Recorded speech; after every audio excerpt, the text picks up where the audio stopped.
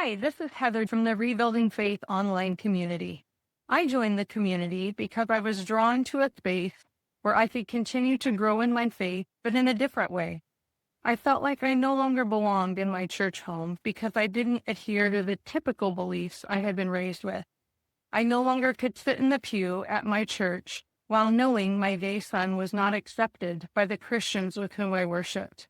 The best part about my experience in the community has been feeling that I'm not alone in my faith rebuilding journey.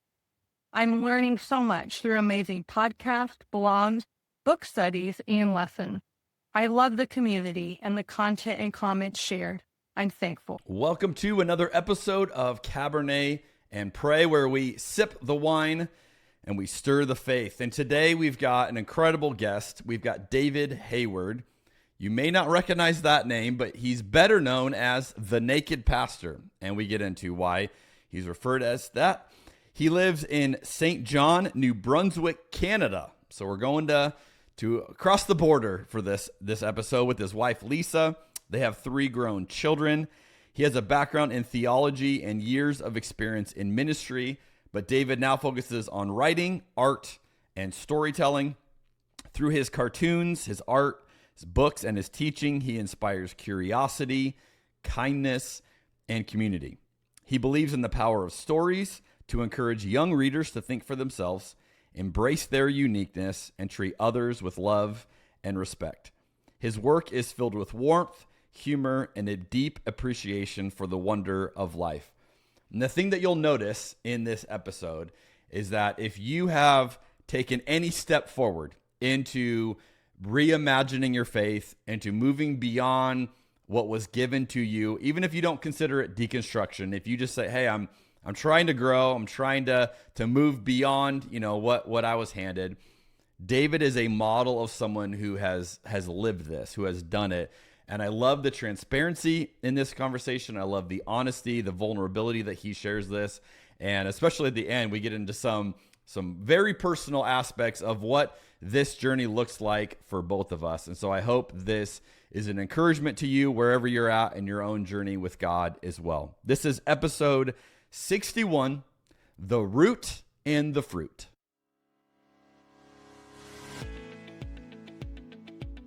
I've never shared this with anybody publicly. If this was SportsCenter, that would be like such a hot take. Skip Bayless would have no idea. Stephen A. Smith would have no idea what to say if you drop that down. That is so good. The joke I always say is like, how'd you learn so much? You got to drink a lot. The power of food and beverage to lubricate an environment. Resistance to change is hurting the church. I'm not in the camp that God has a penis or a vagina or a body at all. I'm in the camp that God is a universal spirit. This is the strangest podcast that I have been on. I don't even know what to do. I'm kind of geeked up about this wine. So this is my second glass, and it delivers a little more of a punch than I expected. So if I get a little loopy, it's your fault. You told me to drink on the show. I will also say as a confession, I am a lightweight. So I've had like 3 sips of this wine and I'm already feeling it. So this is fun. You've uncovered the mystery. You've exposed the formula. You've just duct taped together a number of things that aren't normally hanging out together, and I'm here for it. We're going to sit down at a table. We're going to have a glass of wine and some food, and we're going to talk about the beauty of Jesus. Thanks for what you're doing with this podcast and for the creative way you're doing it and the beautiful, positive spirit in which you're doing it. I really appreciate this venue, what you're doing. It is fun, and yet you dig into the deep stuff. I've heard about your podcast for a long time, and I love that you're a pastor and that you explore the world of faith through wine. That's very unique. I never thought of church history in terms of wine drinkers. I love this question.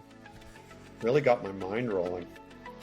You had me with herbaceous notes, I want you to know. I'm ready to just stay here and live in the wine tour. I will never forget the first time I bought a bottle of wine by myself, which was yesterday.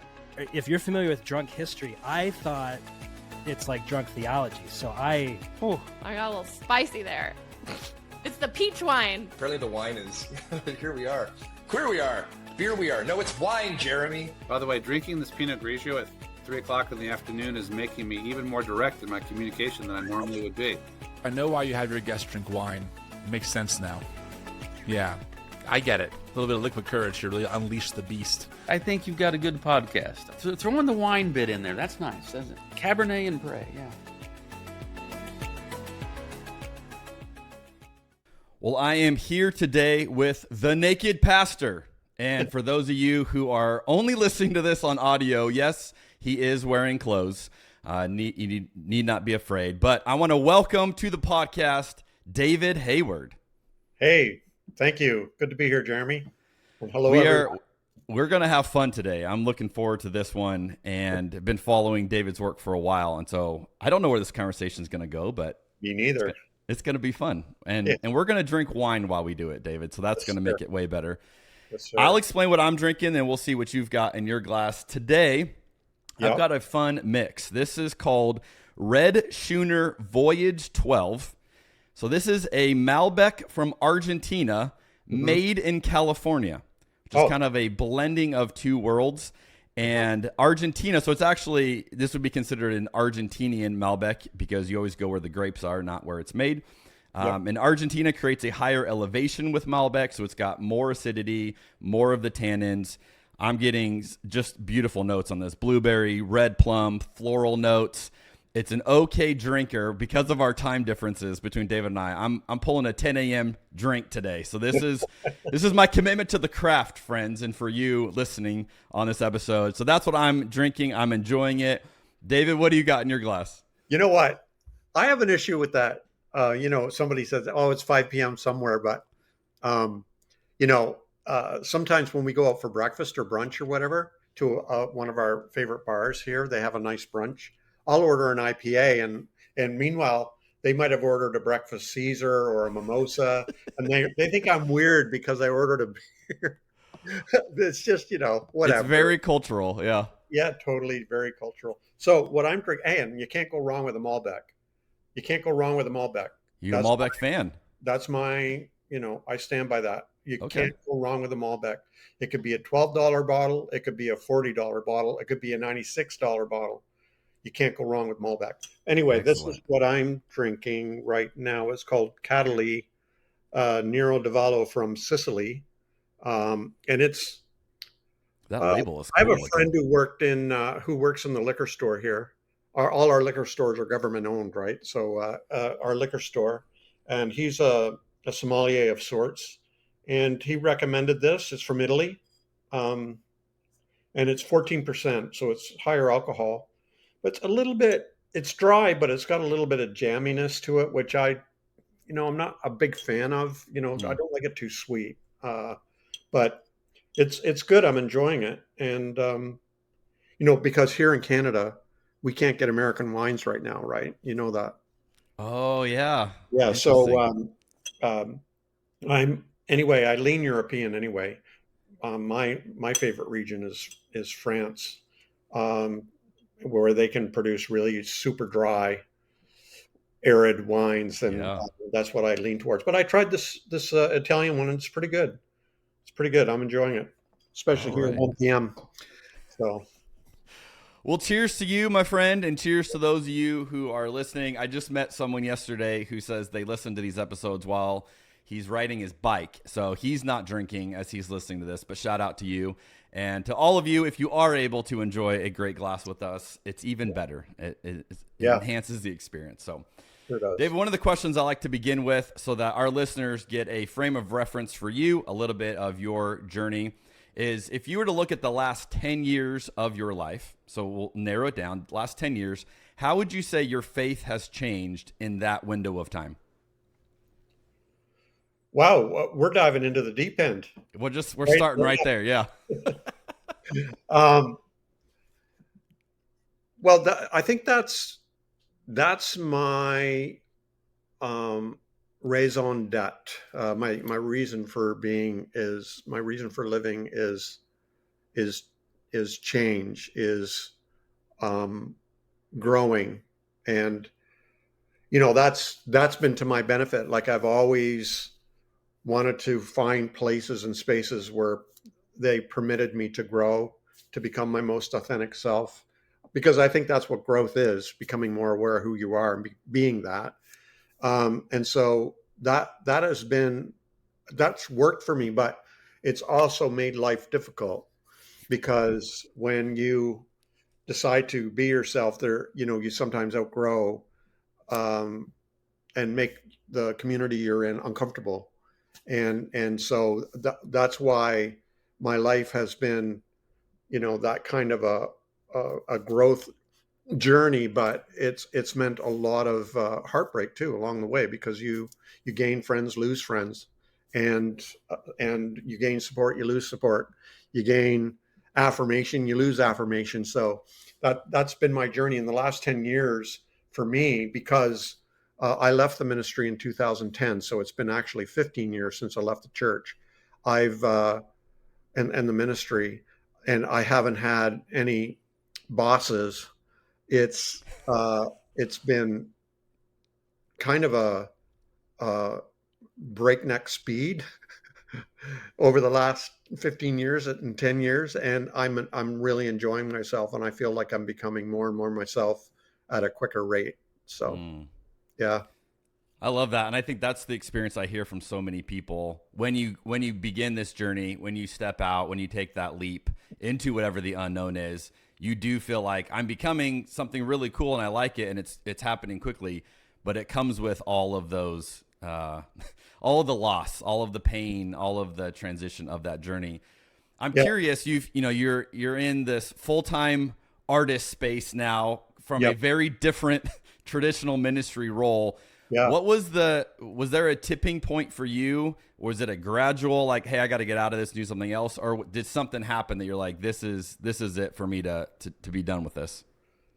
Yeah, that's really my life story, that question, because when I went and got my my BA in Bible and theology, and then I got my master's in Bible, New Testament, my goal was to become a New Testament scholar. I even started my PhD at the University of Toronto in New Testament studies. I had the years of Greek, years of Hebrew, theological French, theological German, Aramaic even, like why? Wow. But like I my intent was to become a Bible scholar, and then things happened, life got in the way, and I ended up kind of by accident in the ministry. And I even remember on the eve of my ordination really struggling with the fact that I was entering the ministry, and I struggled with my calling the whole way. And I think part of the reason is because I knew what ministry could do to people. I've seen it.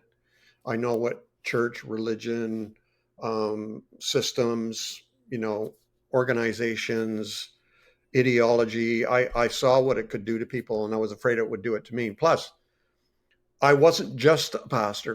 There was so much other stuff going on in my life, like music and art and, all this stuff. And I couldn't figure out how to make it fit. So I've always drawn and painted, ever since I was a child. And so I continued that through my ministry. And it got to the point, I started my blog, nakedpastor.com, in 2005. And I was sharing my art on there and everything. And then I decided in 2006 to try cartoons. And then there was this kind of an overlap where my art sort of took over.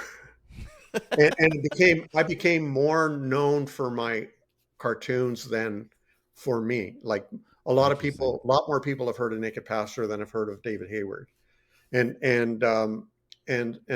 that's what happened. It was like, there wasn't really, it was like it tipped over on, in March of 2010, but it took a long time to get there. And so it was, by the time I left the ministry, it felt like a very natural progression into my new life of being a full-time artist. Interesting. How did your church view you as an artist when you were in the traditional pastoral role? Well, as a musician, they knew about it because I wrote worship songs and led worship and stuff like that. But in terms of visual art, no, I really flew under the radar as far as that's concerned. I mean, I was showing my paintings and stuff in galleries and making some money on the side through my art. But, when I started cartooning and everything, that's when Naked Pastor sort of came from underneath the rug and showed itself and started to get known. And that's actually what started getting me in trouble. But most people in my church didn't read my blog. They were like, why do I want to read your blog? I already have to listen to you once a week. But anyway, it's like, we're sick of you. But then when my cartoons started taking off and other people started hearing about it, and they started talking to my people about it and saying, what's going on with your pastor? And, writing letters to head office and head office calling me and saying, hey, what's going on? Stuff like that. That's when I knew my time was up. As you look at your art from that season to your art today, how would you compare it? I think I would compare it to when I started, I was inside, fully on inside the system called the church, Christianity, the ministry, and all that. So I was really critiquing what was going on from the inside.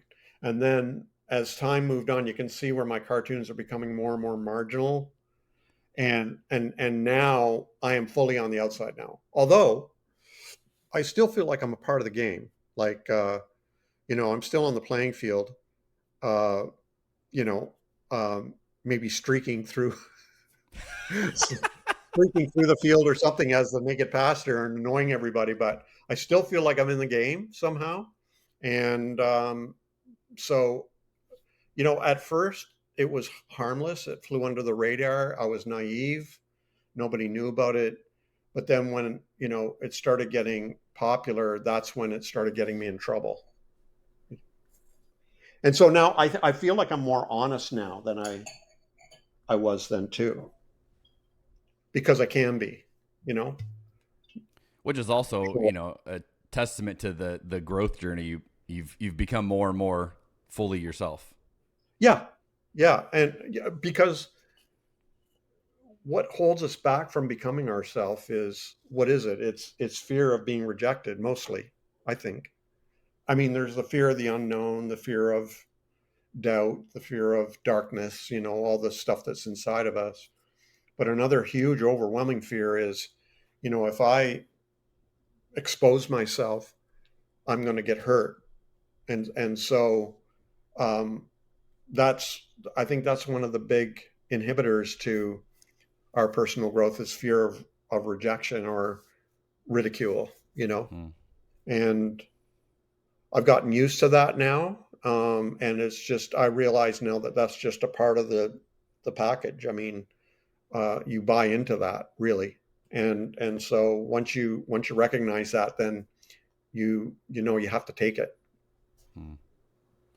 I remember when I was in junior high, I had a social studies class, and the teacher offered extra credit every week if you would take a political cartoon and you would write a paper on it.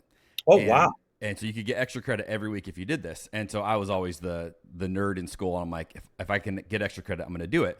So I would go to the newspaper, I would cut out these political cartoons, but I never understood them. I'm in junior high. And so I'd have to go to my dad and be like, can you explain what is this cartoon saying? And then he would explain. And so I would understand all sorts of complex issues of the day that most junior highers didn't because of cartoons, right? Because they were communicating something that I was diving into.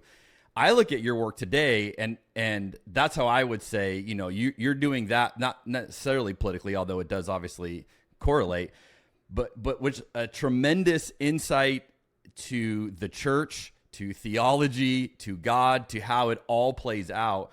And so it's interesting to hear you say you consider yourself an outsider, because when I look at your work, I see it as only someone who's been deeply on the inside could do the kind of work that you do, right? An outsider couldn't produce that. No. So I'm curious, how do you've moved your position clearly, yeah. but if someone were to say to you, David, they meet you on an airplane. Hey, are you a Christian? How are you approaching that these days? How are you kind of packaging where you're located in your faith? Well, I do get asked that quite a bit. Maybe not face to face, although I do once in a while, or on podcasts, or mostly online. The way I answer that now is, I've written a lot about this. Like I have a few things that I say, like I honor my roots, but I don't let them limit me. So that's one. So in other words, my roots are definitely in Christianity and in the church, but I'm not going to let that limit me. Another thing I say is my home's in Christianity, but I have cottages everywhere, meaning my home is in the Christian faith. My home is in the church. My church is my mother. The church is my mother, but I've moved out, and I have cottages everywhere. I'm comfortable talking about, or I would be comfortable talking with a Buddhist, an atheist, a Hindu, a Jew, anybody, anywhere. It's sure. Because the way I see growth, I used to see it as linear, where you moved on and left stuff behind. Then I saw it as stages, where you sort of go up and up and up, and you drop stuff and you look down on your previous life and all that kind of thing. Now I see it more as spatial, like rings on a tree. Nothing's rejected. Cool. Nothing's rejected. Everything's included. So I look back on my past and it's a part of who I am, but I'm growing outwardly, taking up more space and exploring, other ideas, other thoughts, other religions, other philosophies, and it's my own fault because, I did grow up in a very evangelical. I was a fanatical evangelical. I was all in, all bets. I was all in, and so I still have my Bibles from when I was a teenager, all underlined in different colored ink and written in the margins and everything. And I went to Bible college. I went to seminary for Bible, like totally. But I started, questioning things, and I started exploring. So I started exploring Jewish thinkers and philosophers, Abraham Heschel, for example, and then I started reading about Islam and,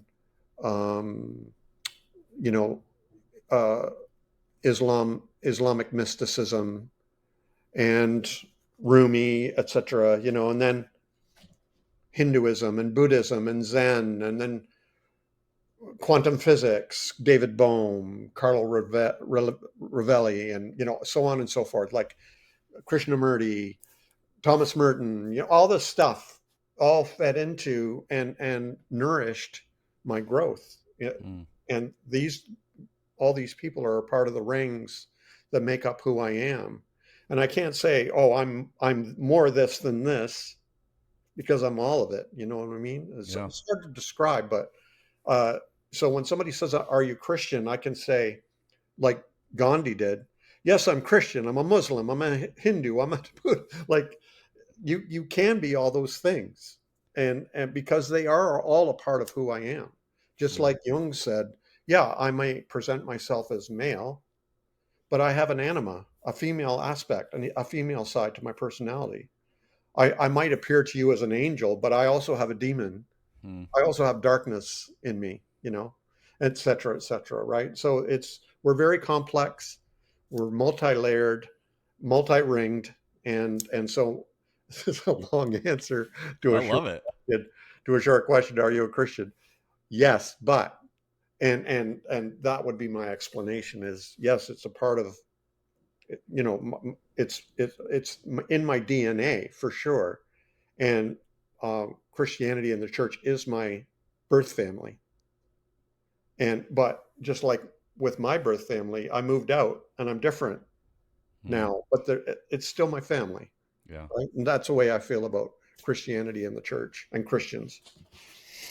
I like the way you've navigated the different, is it linear, is it stacked, progression, or is it the tree analogy? I think that's a beautiful way of looking at it, because depending on the metaphor we use, and I think this can get, a lot of people in the deconstructing community can trip up on this, where you start looking back on not only previous versions of you, but then people who relate with previous versions of you. and you have this kind of like judgment of, oh, you haven't figured that out yet, or you haven't gotten past that yet. And you can kind of have this elitist sense, not that you're trying to, it's just that if you have that model of I've transgressed that, I've moved beyond that, right? Then you look at someone who you would say hasn't done that, and you can start to go, why haven't you transgressed that? Whereas the tree is just like, no, give it time. These rings will keep growing if the tree is healthy.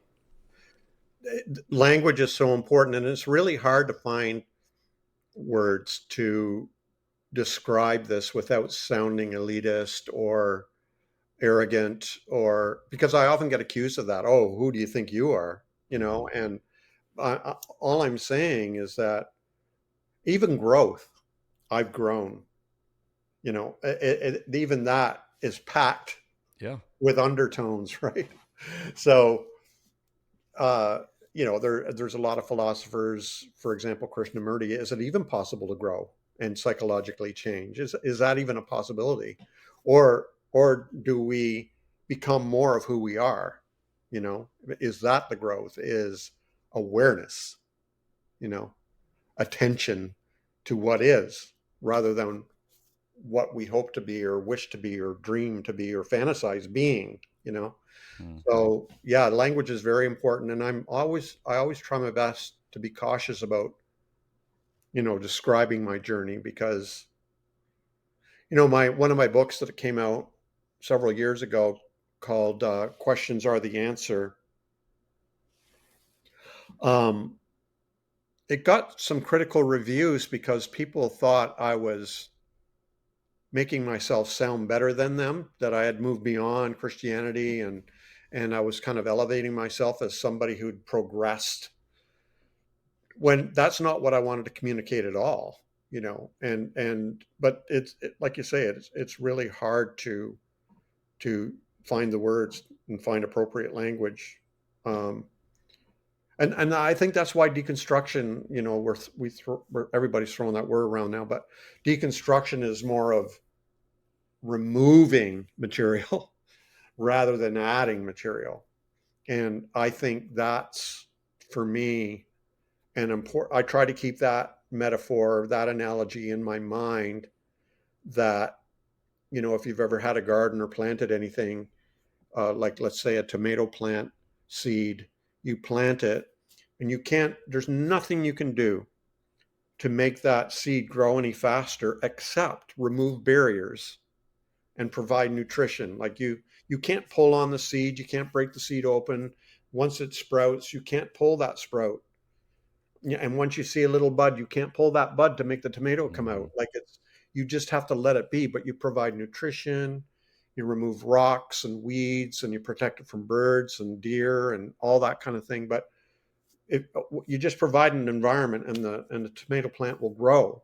And that's, I feel, the best analogy that I can find right now to describe growth for people that isn't implicitly judgmental of other people, is that you're removing barriers and you're just providing nutrition, to that.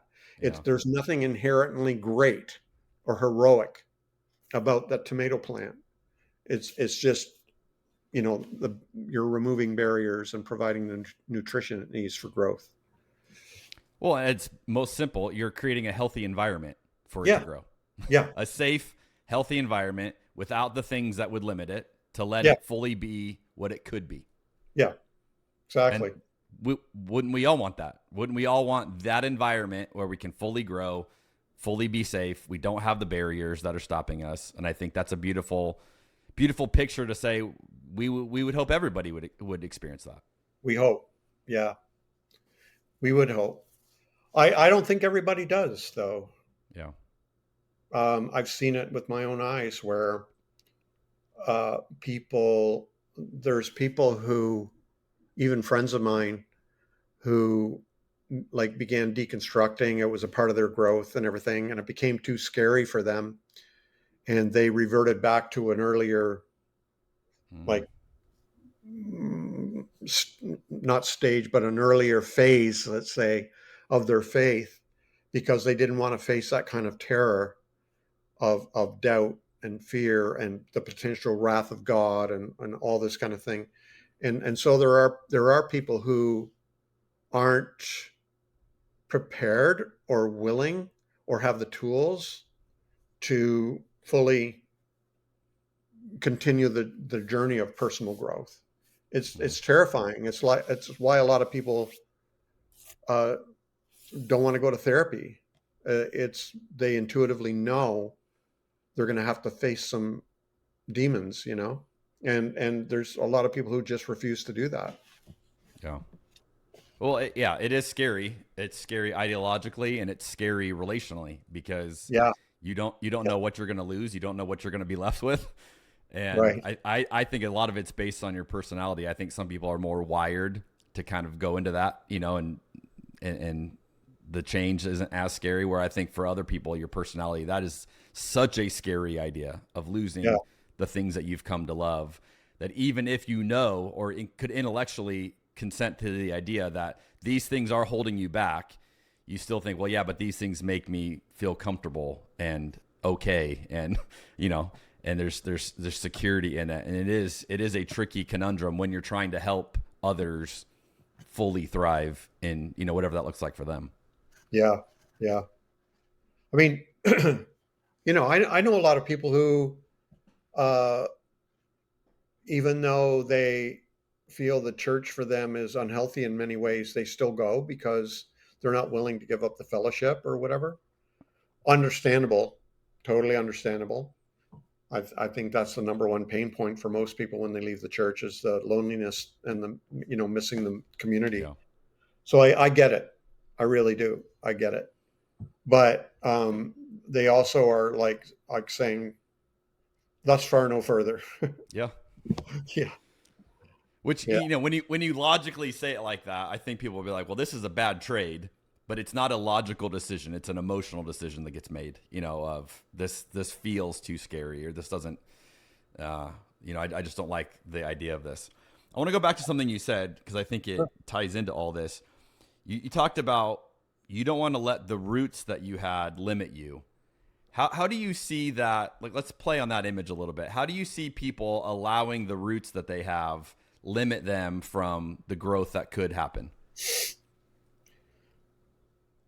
Well, it happened a lot in my life where, I'll just tell you a story. When I was first in the ministry, I was a young man, in my mid-20s. And, I was just a baby, for crying out loud. What did I know? I think the same thing about my 20s. I'm like, I preached some sermons I had no business preaching. You were in the ministry? Yeah. Okay. I was a lead pastor up until 2020. So that's why a lot of your journey and I'm not a full-time artist, but a lot of our journeys are similar.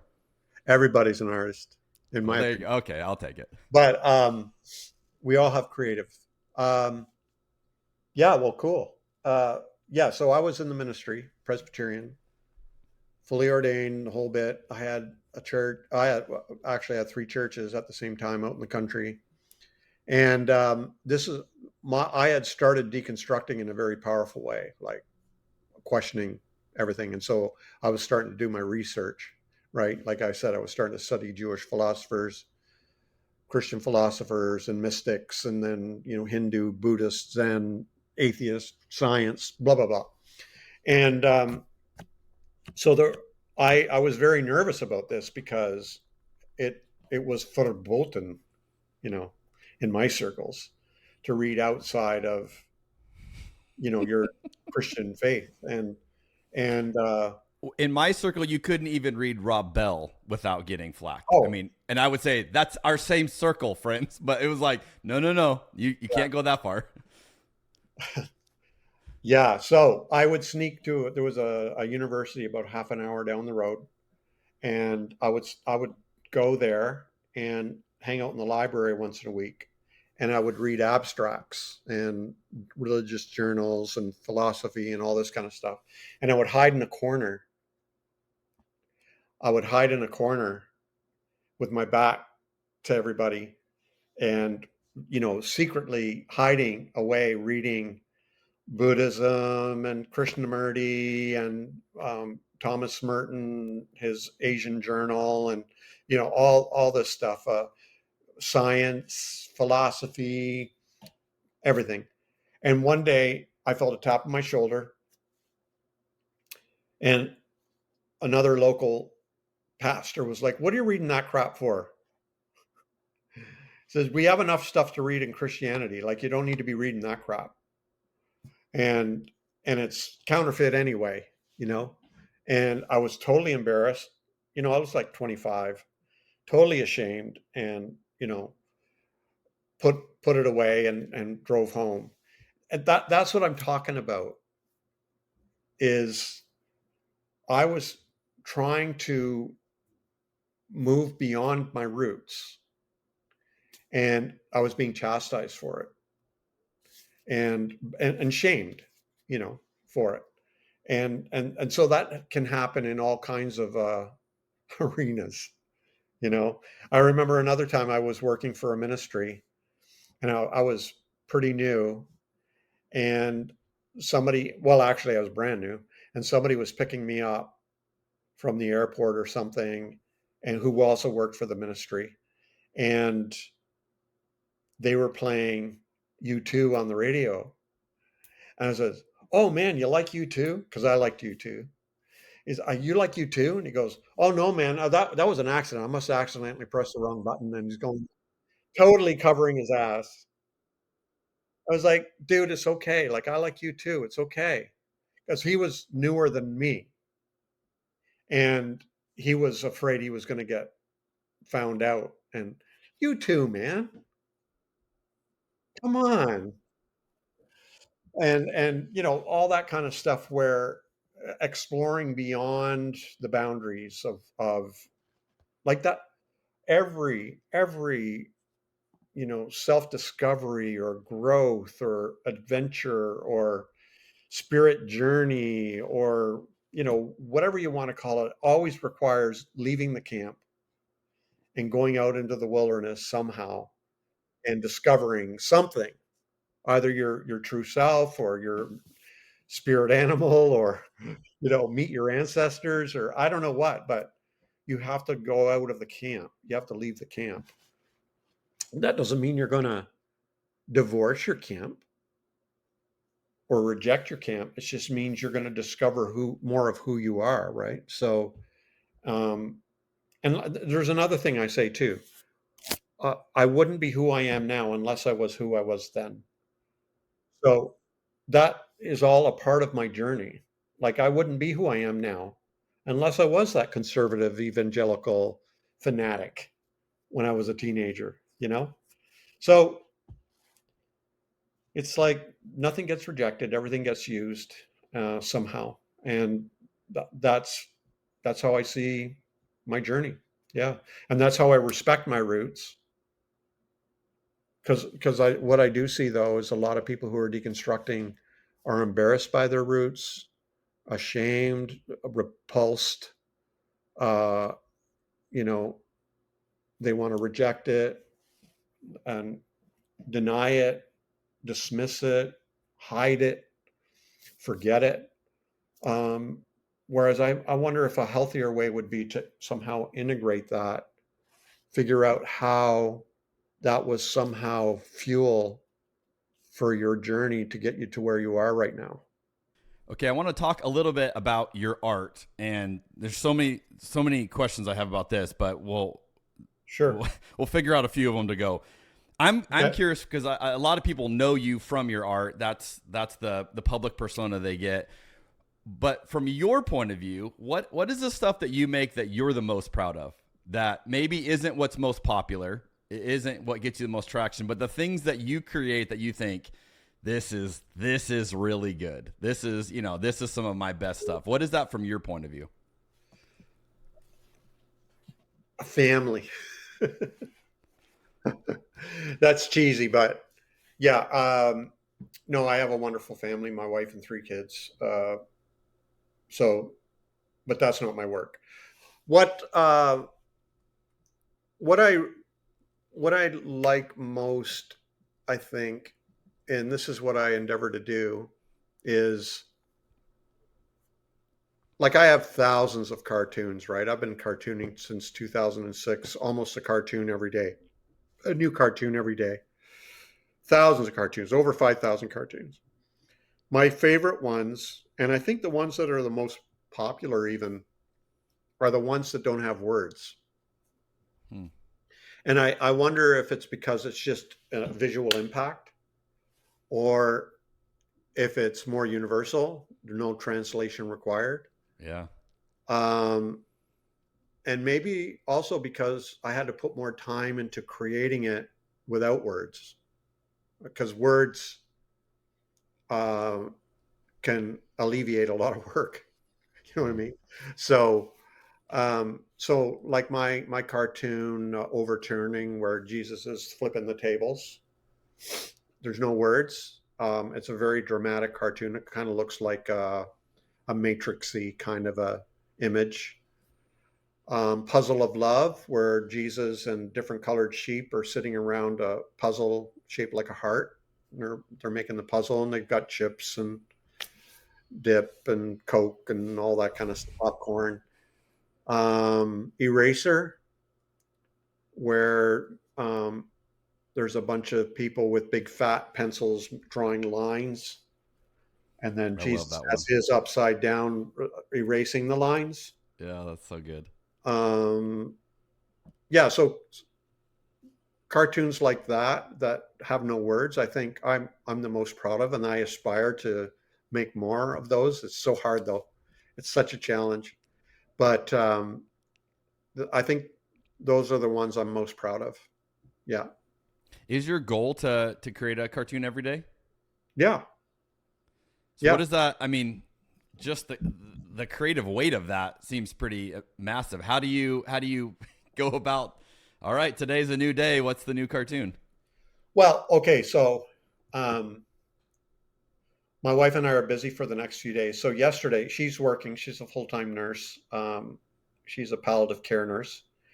And we always joke, she helps people die, and I try to help people live. But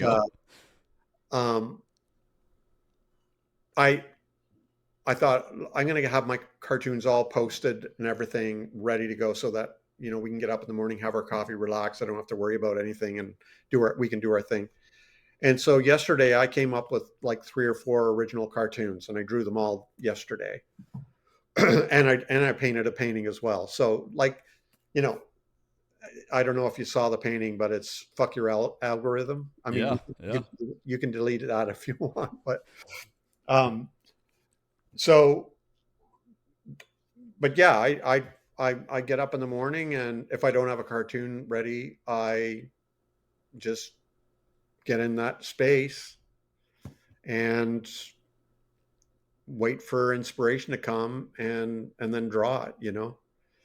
And sometimes, you know, when I'm running or whatever, I work out quite a bit. So like when I go for a run, often ideas will come to me, and I will jot down the idea so that the morning of I can draw the idea, right? So my mind's constantly coming up with images and ideas and all that kind of thing. It's like just a factory of ideas and creativity. Like I admit I'm a little bit prolific when it comes to that kind of thing. So I just write it down, and then when the day comes, I draw it. But I've totally found it's fun though for me. Well, you can tell you enjoy it. It's like, oh my God, that's a heavy burden. That's a lot of responsibility. That's a lot of work. But for me, like this, I just love doing it, right? It's my passion. So you know, I'm not drawing cartoons, but I try to write and produce, you know, podcasts and content and different things. Yeah. And I have found going on a walk is so helpful for my mind to start organizing, and ideas will come to me, or things will click into place of like, oh, that would be amazing to explore that idea and connect that to that. And It is so interesting how moving your body does something in your brain to help, those ideas. And so I always tell people, like, if you're stuck with writer's block, move away from your desk, go for a walk. Like, you got to get out and let your body move. Yeah. And like when I live in a beautiful spot here. I live on the river here. So, oh man, that's awesome. And my road just goes all up and down the river. So when I go for a run, I don't wear any earphones or phones or anything. It's just the wind and the birds and it could be raining. I love running in the rain, like whatever weather, snow, ice, which you probably are not familiar with where you are. We've heard of it before, David. Arizona. My God. I love heat, but what the hell am I doing here in Canada? I don't know. Well, I know why. It's safer here. But aside from all that, I think a lot of listeners are envying you right now. Yeah. It's a beautiful spot. So when I run, I'm totally unplugged, and just ideas just come rolling in, and I think if you do that, if you unplug from everything and just allow your mind to go, it'll come up with some ideas, and it always works for me. Like when I'm in my car, I can come up with ideas, but I can't have my music on. I have to. Oh, interesting. Yeah, and then the ideas just roll in, Yeah. So you said earlier, everybody's an artist. I can imagine quite a few people listening to this would put themselves in the aspiring artist camp and hear you talk about how much you're producing and are fans of your work and go, wow, I would love to be more of an artist of, whatever it is they're producing. What's your encouragement to that person who maybe is trying to produce something, doesn't know how to let that fully be a part of them? How have you found, it helpful to embrace that part of you and let that part of you fully come out? So maybe I'll rephrase that. Everybody's an artist, but everybody's creative in some way. Everybody's creative in some way. Don't call yourself an artist. That comes with a lot of packaging, a lot of baggage there. But everybody's creative in some way. It could be painting or drawing or poetry or music or baking, cooking, forming groups, communities, dancing. There's tons of ways to be creative. I have a friend who she's a baker, and like she is amazing. Like I think she's an artist, and so everybody's creative in some way. And so, but if you want to enter, dive into some form of creativity or art, like let's say painting or whatever, or maybe you want to draw cartoons, just start. Like I just started. I mean, my earliest cartoons suck, but I was learning, I could paint, I could sell a watercolor, I could draw pictures, but cartoons, it comes with its own, philosophy. Like you have to learn a lot. I've learned a lot over the years about how to cartoon, but it's not about skill. For example, like I did a workshop recently in Toronto where some people, I would like cartoon, but I can't draw. And I like, well, here, look at this person. She's a famous cartoonist. She's published in the New Yorker, which for me is the benchmark, gold standard. Her name's Liana Fink. And it looks like a little kid drawing with its wrong hand, her cartoon. So I'm serious. I'm not joking. Like she can paint. She's shown her paintings before, but she gave that up for cartooning. And it really literally looks like a child's drawing with the wrong hand. And in terms of, artistic excellence, like a lot of people might be very judgmental. I get that all the time too. My 4-year-old could draw better than that. Somebody wrote recently one of my cartoons. But that's not the point. That's not the point. You're doing something else, right? So whatever your creativity is, just do you. Draw what you want to draw, paint what you want to paint, write what you want to write, sing what you want to sing, whatever it is. And, break the mold. Don't follow. You might want to follow some rules and everything to learn a little bit of skill, but like break the rules and just play and see what happens. That's what I recommend, is just use your artistic imagination and just play and see what happens. You mentioned something in that answer. You said you have to be willing to, make some bad stuff. And you look early on in some of your work and you're like, it wasn't very good. I think that is so profound. And that is the thing that I think keeps more people from trying it, is you dip your toe in it, you play, and then you go, it's not really good. And so then you give up rather than going, okay, how do I build on that? How do I learn from that? And I'll even take just this podcast. So this is going to be episode 61 of this podcast. Wow. I looked at some of the early episodes of this and they're terrible. I mean, the camera's bad. The audio's bad. My interviewing wasn't very good. It's awkward. I mean, just like I look and I cringe. And just this last Sunday, I was preaching at a church and I had someone tell me, they're like, hey, I just listened to this episode, and they referenced it was like episode 3, and I knew it was episode 3, and I'm like, why are you listening to that episode? And they said, I went back from the beginning, and I'm going to listen to all of them. And I felt the need to apologize to them, like, I'm so sorry, those early ones aren't good. Yeah. It took me a while to figure out what I do, and I feel like every episode I'm getting better. I'm learning new things. But it's that willingness. I think you have to be willing to either look foolish or look silly, or just to laugh at yourself and like, yeah, that isn't the greatest, but that, unless you're willing to go through that discomfort, you never get to build on your skills or to enhance it or to grow. And so it's encouraging to me to hear you say, you look back on some of your stuff and like, yeah, that's not the greatest, because I think that is what I know. And that's what I think every single person who creates anything knows.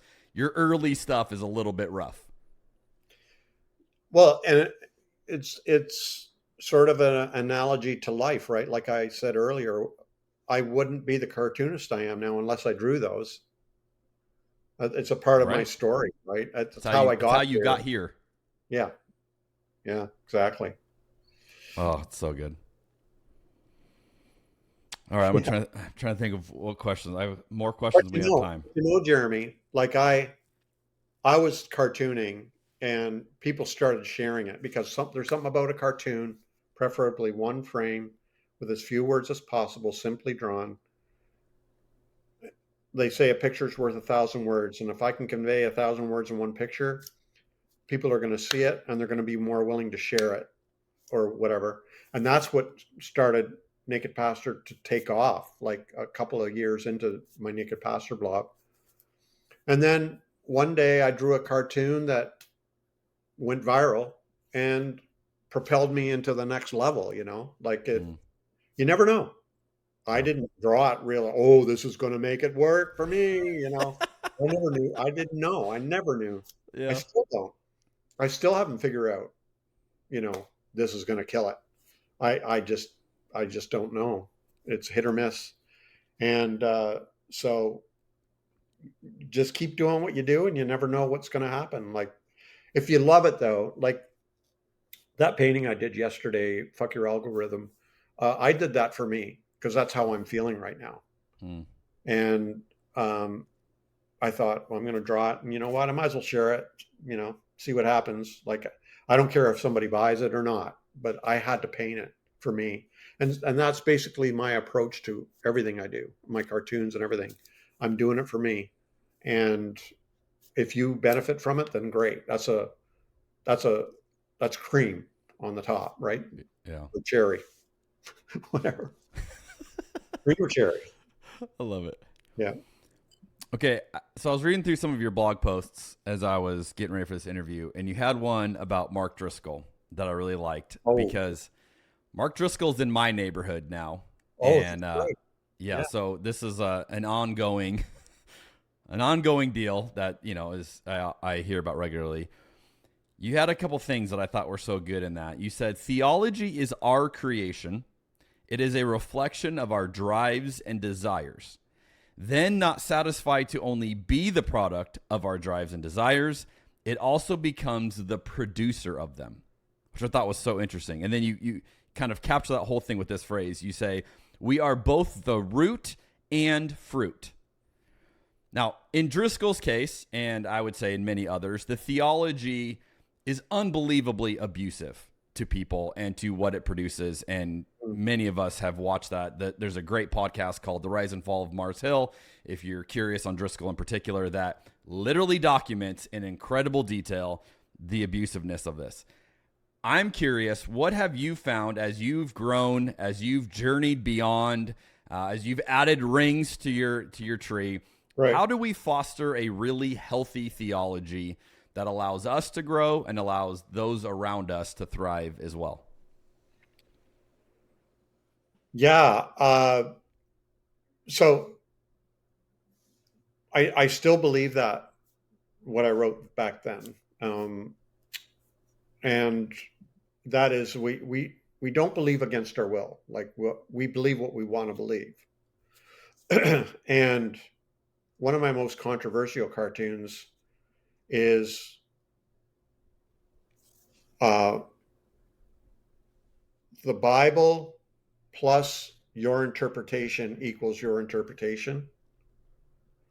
And because that's all we have, right, is our interpretation of the Bible.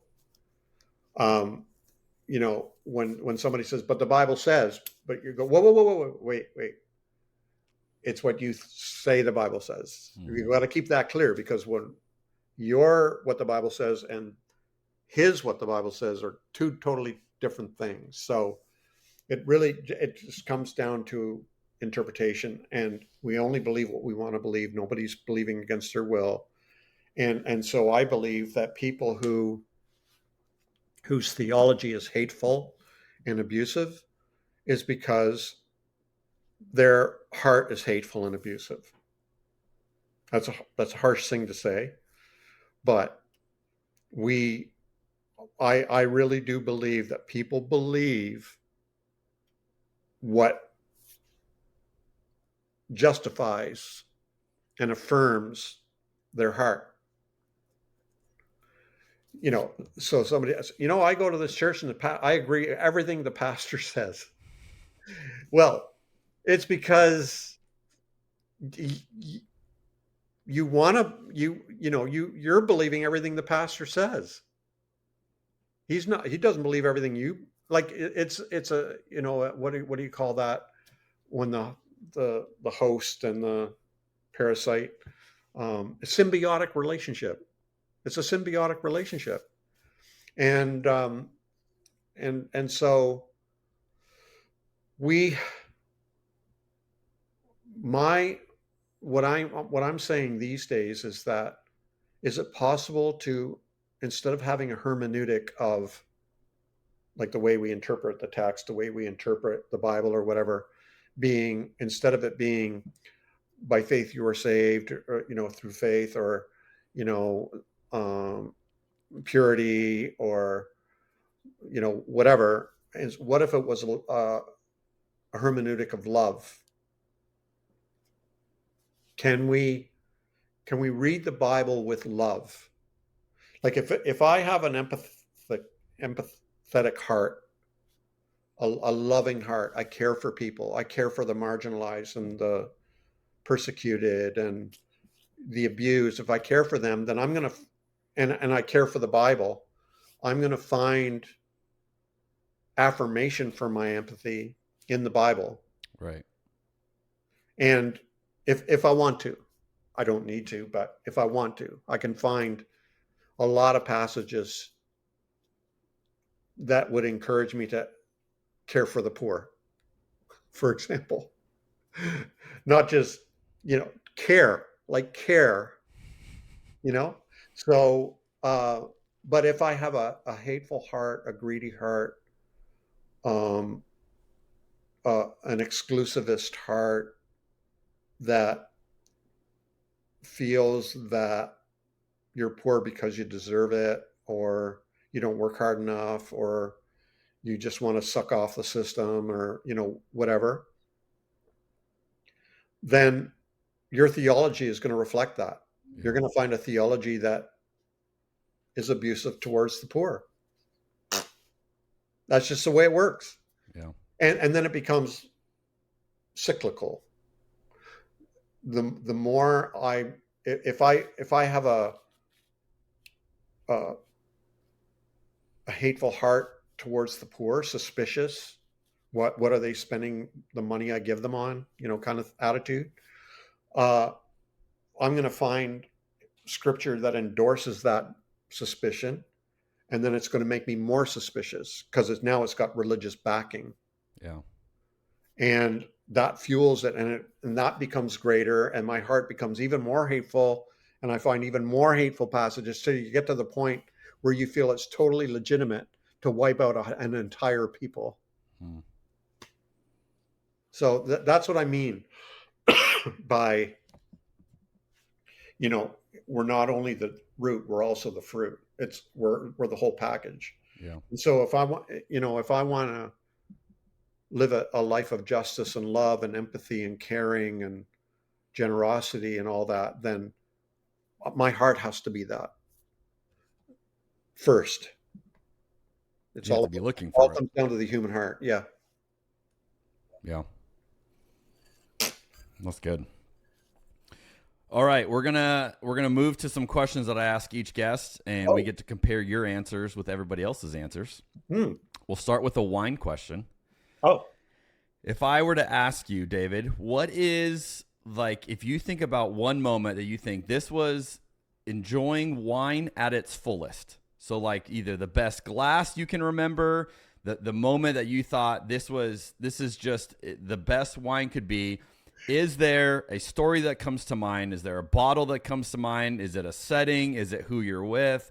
Does anything come to your mind when I say, what's the best experience you've ever had with wine? I do have a story. Let's hear it. Story. So my neighbor, she's an elderly woman, but she has a family, and they come to visit and everything. So I'm friends with them all, and they've all moved on and everything.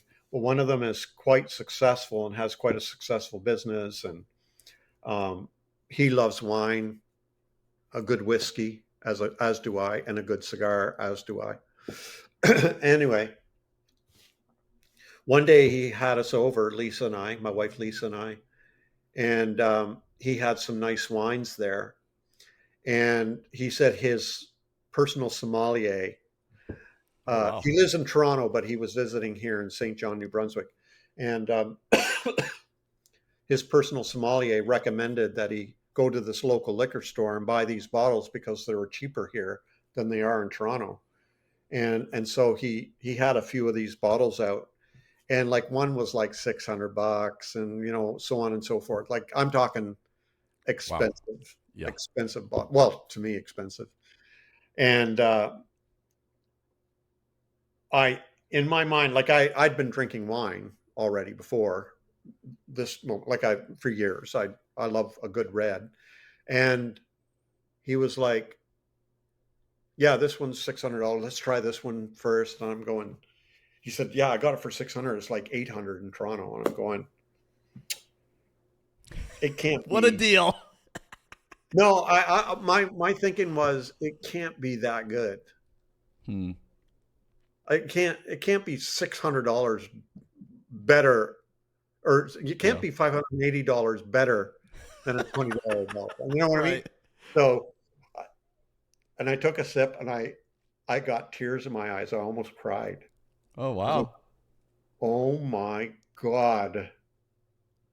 I said, I will never taste wine that's good again. It ruined you forever. It was like a whole other drink. It was like a whole other world. And I had never experienced that in my life. So it sort of opened up a door, or opened up, a cavern underneath my feet, kind of thing. But just just to know that there's really excellent wine out there is, yeah. That's amazing. I'm envious of that experience. That sounds delightful. Yeah, it was incredible. Yeah, so we drank a few bottles of wine that night. It was just wonderful, and a good Cuban, which you guys can't get down there, but I think we can now. But yeah, we couldn't get it for a while. Okay, cool. Yeah, I'm more of a pipe guy these days, so I haven't done as many cigars as I used to. But yeah, I don't smoke cigars much, but it was a really nice Monte Cristo, and yeah, really good. Sounds delightful. Mm. All right, which member of church history would you trust to pick out a bottle of wine for you, and who would you not trust, and why?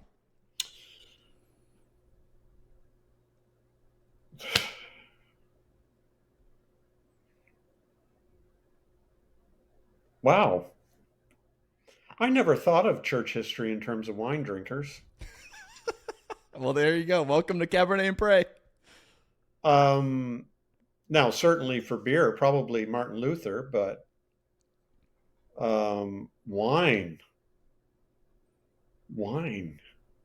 Who drank wine? They don't have to have drank wine, but if you were letting someone pick a bottle for you today, who would you trust? So think about your views of that person and the way they would pick a bottle for you. I love this question. Really got my mind rolling. Meister Eckhart. Oh, okay. The mystic, the German mystic. Although Germany isn't known for its great wines, but Germany's got some great Rieslings.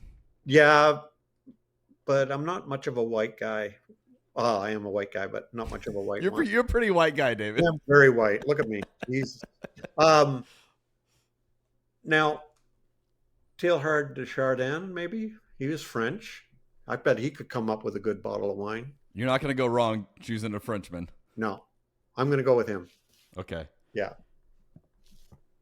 Who are you not trusting to pick a bottle for you?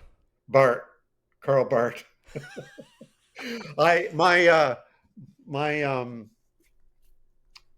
The president of Presbyterian College at McGill University, where I went and got my MDiv equivalent, he studied under Karl Barth. He was a Calvin scholar, and he studied under Karl Barth, and would go to Germany and everything. And he told some stories, man. It was just incredible, because I loved Karl Barth as well. And he said after classes, Karl Barth would meet with all of his students in the local pub kind of place, and they would all order something. He would order a glass of wine and set it down on the table, and they would have their theological discussions. And then when they were all done and ready to go home, Karl Barth would just take the glass of wine and knock it back. What? In one gulp, and then he would go home. It's like, that's not how you drink a glass of wine, but that's how Karl Barth did it. Wow, that's sacrilege. Yeah. Man, that's intense. I've never heard that story. I like that. Yeah. All right. What is something you used to believe that it turned out later you were wrong about? Hell. That's an easy one.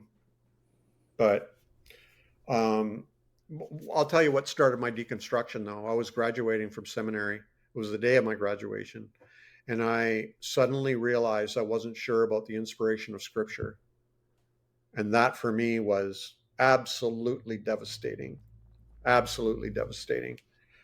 And that's what really started the deconstruction.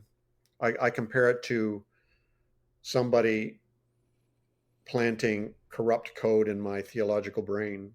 And it just doing its work over the decades, corrupting my theological files. So, yeah. I like it. What do you see as the main issues? And I'm asking you this as a Canadian. So what do you see as the main issues facing Christianity in America today? Well, authoritarianism, fascism, control, power.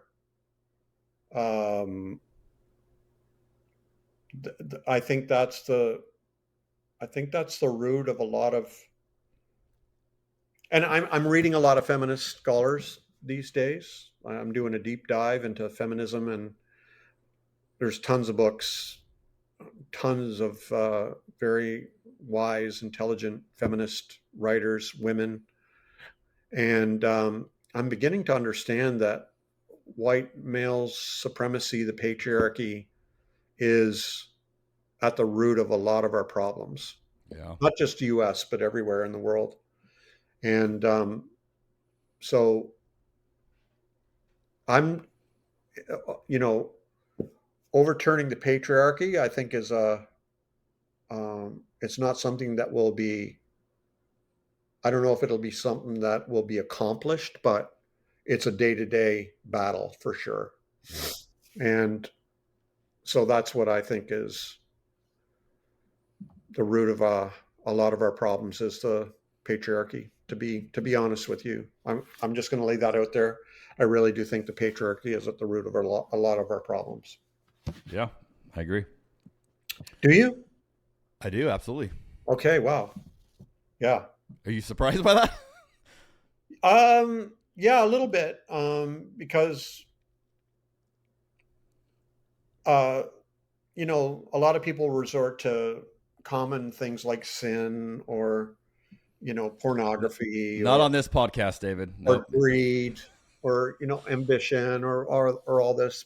But I really do think that at the root of all of this stuff, and a lot of problems that America's facing, and that there's some people that want to see Canada face, is the patriarchy, white male supremacy in particular. So I'm glad to hear that from you, though. I just did a video the other day where I was talking about the comparisons of purity culture and Christian nationalism, and I think one of the themes that brings them together is patriarchy. So you have this underlying foundation in both of those of the patriarchy, and so I was making the point in that video of this one, kind of foundational tenet that has been laid down for generations is producing all of these other things, producing purity culture, producing Christian nationalism, all these things. And so until we pull that weed out, we're going to keep getting these bizarre expressions of what it means to follow God in different ways. And I think absolutely we've got to name it. Patriarchy is not remotely what Jesus ever intended. It is not remotely what causes people to thrive. And so I'm in 100% agreement with you that patriarchy is a massive issue. Cool. I'm glad to hear that. Yeah, it's a fascinating journey. And, here I am, a white male, straight guy sitting in his armchair saying so. But, I really do think that that's at the root of a lot of what's going on. All the problems right now with the marginalization of the poor and the brown people, black people, women, attacks against their bodies and their bodily autonomy, and all the stuff is rooted in this sort of a patriarchy that has a religious flavor to it, and that's because it's evident in many religions anyway. So I'm doing my reading and my research and having conversations and doing my best to challenge that. Yeah. Well, and I think for a lot of us, like I'll, speak for myself. I grew up with a theology that supported patriarchy, to be quite honest, and, grew up being told, I'm supposed to be the head of my household, and that's what faithfulness looks like for me. So even going into my marriage thinking that's what I have to do to be a good Christian. And then at some point, along the way going, this feels funky and this doesn't really make sense to me, and starting to poke holes in it, and then getting to the point where it's like, this is bogus. This is something else. But, I was definitely raised with that theology. That was the evangelicalism. And it goes back to what you're saying is, we choose the theology that supports what we want to be. And I think that was the culture I was raised in. Like, it wanted to be patriarchal, so it created a theology that supports it. I was just going to say the same thing. Like, that goes to my point about we choose a theology that affirms. So men want control, and we have a religion that supports that. You can find enough biblical passages to support that. And indeed, Prop 25, etc. It's very Handmaid's Tale. It's all very religious, and it comes from the patriarchal heart, right?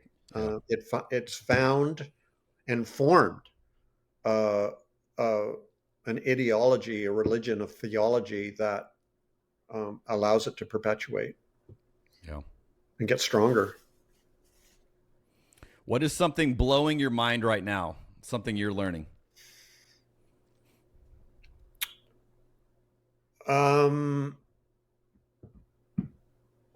What's blowing my mind right now is I feel like this is kind of personal, but I feel like I'm in a kind of a transition phase, and I feel like I'm in an incubator for my next level or next phase or whatever. And it's very disconcerting. I don't know what to expect. I don't know how to prepare for it. I don't know what to do. I'm kind of confused. But I feel like that painting I did yesterday, Fuck Your Algorithm, has something to do with this kind of I don't know, my artistic expression transforming a little bit. So it's kind of like the child in the birth canal. It's very compressed and tight and confusing and dark, and there's no oxygen, and you don't know what's coming because you've never been there. And, it feels like that. And so it's kind of blowing my mind right now, because I've been in situations like this before, but, and I'm okay. I'm kind of at peace with it, but it's kind of also, I'm realizing it's blowing my mind, because I need to somehow let this sink into my heart and take the next step somehow, but I don't know how yet. So that's where I'm at. Yeah. What an answer to that question. That's exciting. That's a big one. Yeah. Yeah. I like that. What's a problem that you're trying to solve? That one. Okay. That's my problem. What is it? So and I don't even know what the problem is, but there is another problem though. How can I be free to be creative and be myself and continue doing what I do and still earn a living? I feel you deeply on this one. Yeah. Yeah. Like I want to be authentic and real. But it's like, so for example, I have an online community called The Lasting Supper. And so every once in a while I promote it, and I always feel really yucky when I do. But, it's typical of artists not to feel comfortable promoting their work or their, whatever. But that's a problem for me, is how do I make art, make a community, make any kind of a product, write a book, paint a painting, whatever, and sell it so that I can feed myself and my family. That's a problem. So yeah, when I was a lead pastor, I made a great salary, and I had benefits for my family, and paychecks rolled in, and it was great. And then you leave that and you start to try to pursue what God's laying on your heart, and you're like, how do I feed these 5 kids of mine? You have 5 kids? I do. And they want meals 3 times a day, David. Is that ridiculous or what? Unbelievable. Yeah, I know. I come from a family of 5 kids. I'm the oldest of 5 kids, and we have 3 kids. So how can I ask you how you earn a living now? So it's a little bit of everything. So I have an online community as well. It's called Rebuilding Faith, that is mainly people that support my work and are interested in this, and we go deeper, throughout the week. So what you're saying about your online community, I completely feel that. It feels weird, but I've learned there are people that, are able to support and want to, and that helps. Yep. I do speaking regularly, so I speak regularly at other churches, and that, provides some income as well, and then do some writing and some other projects. But it's I've nowhere come near what my salary was that I left. And so my goal is like, can I even get in the ballpark where I used to be? And yeah, it's been, it's one of those, and I just appreciate your honesty there, because I think a lot of people feel this of like, when you play by the rules, things make sense and things are easier in that regard. Like, I never worried about a paycheck. I never, I got paid very well in ministry and as an exec pastor at a megachurch, and then as a lead pastor at a megachurch, got paid very well. And these days I don't get that salary. And so I feel like I'm more me, I'm more alive, I'm more faithful to what Jesus has invited me to be. And it has never been harder to pay the bills than it is right now. And both of those are true. And that's so I resonate with everything you said and second it. Good on you, man. Yeah. I admire that. I admire people that do that. And, I know the challenge. I get the hard work, it's tough. So, I'm constantly, like, I have a nakedpastor.com where I sell all my prints and my originals and, everything. And then I have my online community, The Lasting Supper. And then I have books, and then I do speaking gigs, although I can't go to the States right now because of things. And then, I have several streams of income, but that's the key, is that I'm happy and we're happy and we're able to pay the bills and feed ourselves and etc. So it's worth it. I have taken risks in my life and proven to myself that somehow it's worked for me. When I've taken a leap of faith, let's say, that the ground has risen up to meet me, and so far it's proven to be true. Now I'm very reluctant to say that happens for everybody, sure, but it's happened for me, and so I know for a lot of people out there, try it, take the risk if you dare, and see what happens. But at the same time, like, you've been doing this for years, I've been doing this for years too. Like, I left the ministry in 2010. We're talking 15 years later, and I just feel like, okay, I'm finding I can live here. That's a long time. Yeah. But it's worth it if you're free, right? Yeah, I think this is a beautiful thing to kind of wrap up on, because I think this is the reality. We can talk about these ideas and, hey, deconstruct your faith and pursue this. And it's like, oh, that's great. The reality is it might literally cost you something that you may never get back. And so I don't necessarily give a blanket endorsement on this for people if you're not ready for it. You have to be ready to go on the journey, knowing you may absolutely have loss. And the point you made of, it's worth it. You have to be there. You have to have that sense of, even if I don't replace that, or I never get that back, what I get in exchange is worth it. And that's how I feel. Is, I'm 5 years into that for me. So you're 10 years further into that transition than I am. But I would say this year, like recently, is the first time I even feel encouraged, like I'm going in the right direction. If you would have asked me 2 years ago, 3 years ago, I'd be like, I don't know what I'm doing with my life. Everything made sense. Now it doesn't, and I got to figure things out.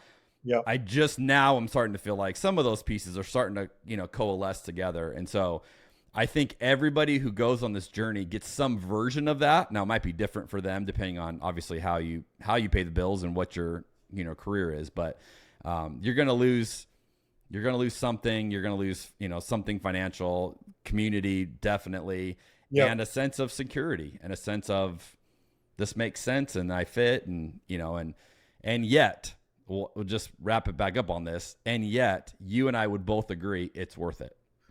It's worth it for sure. Like, my favorite story, biblical story,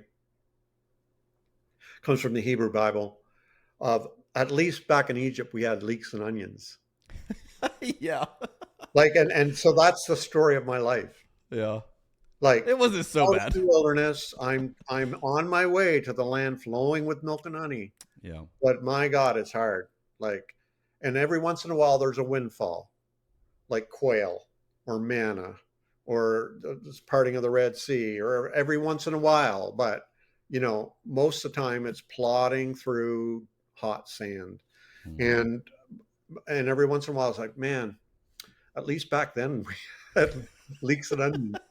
You know what I mean? So Yeah, it's totally. like, that's the story of my life, and I keep holding out for the land flowing with milk and honey, whatever that looks like. You know, I can smell it in the air from here. I'm not quite there, but I can smell it in the air. Yeah. That's beautiful.